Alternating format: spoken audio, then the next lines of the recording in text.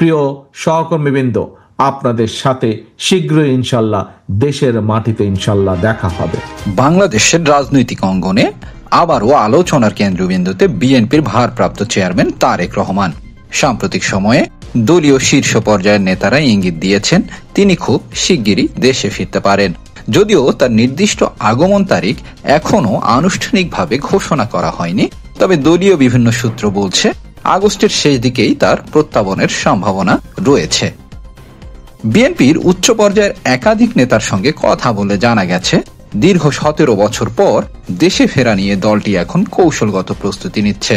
রাজনৈতিক পরিস্থিতি, আগামী জাতীয় নির্বাচন এবং তারেক রহমানের ব্যক্তিগত নিরাপত্তার বিষয়গুলো গুরুত্ব সহকারে বিবেচনায় রাখা হচ্ছে। নির্বাচনের তফসিল ঘোষণার আগে অথবা পরে তার দেশে ফেরার সম্ভাবনা নিয়েও চলছে আলোচনা। তারেক রহমানের সম্ভাব্য দেশে ফেরাকে কেন্দ্র করে দেশের রাজনৈতিক অঙ্গনে নতুন আলোড়ন সৃষ্টি হতে পারে বলে মনে করছেন বিশ্লেষকরা। আগামী জাতীয় নির্বাচনকে ঘিরে বিএনপির পাশাপাশি নতুন রাজনৈতিক দল এনসিপি, জামাতে ইসলামী, ইসলামী আন্দোলন বাংলাদেশ, হেফাজতে ইসলাম সহ বিভিন্ন ধর্মভিত্তিক দলও রাজপথে সক্রিয় হয়ে উঠেছে। পদযাত্রা ও মহাসমাবেশের মাধ্যমে তারা নিজেদের অবস্থান স্পষ্ট করছে এবং রাজনৈতিক সমীকরণে নিজেদের গুরুত্ব বাড়ানোর চেষ্টা করছে।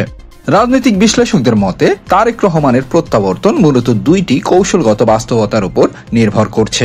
এক, বিএনপি নির্বাচনে অংশ নিয়ে জয়ী হলে বীরের বেশে প্রত্যাবর্তন। দুই, সরকারের উপর রাজনৈতিক চাপ বাড়াতে সময় উপযোগী দেশে ফেরা। এই দুটি সম্ভাবনার দিকেই নজর রাখছে বিএনপি। বিএনপির মহাসচিব মির্জা ফখরুল ইসলাম আলমগীর গত 10 জুন স্পষ্টভাবে বলেন তারেক সাহেব নিশ্চয়ই দেশে ফিরবেন, অবশ্যই ফিরবেন শিগগিরই। একই সুরে বক্তব্য দিয়েছেন যুগ্ম মহাসচিব শহীদউদ্দিন চৌধুরী অ্যানি। দলীয় সূত্রে আরও জানা গেছে সম্প্রতি লন্ডনে তারেক রহমানের সঙ্গে অন্তর্বর্তী সরকারের প্রধান উপদেষ্টা ডক্টর মোহাম্মদ ইউনূসের বৈঠকে 2025 সালের ফেব্রুয়ারির মধ্যে জাতীয় নির্বাচন আয়োজনের বিষয়ে আলোচনা হয়েছে। সে হিসেবে 2024 সালের শেষ দিক বা 2025 সালের শুরুতে তার দেশে ফেরা রাজনৈতিকভাবে সময়োচিত এবং তাৎপর্যপূর্ণ হতে পারে।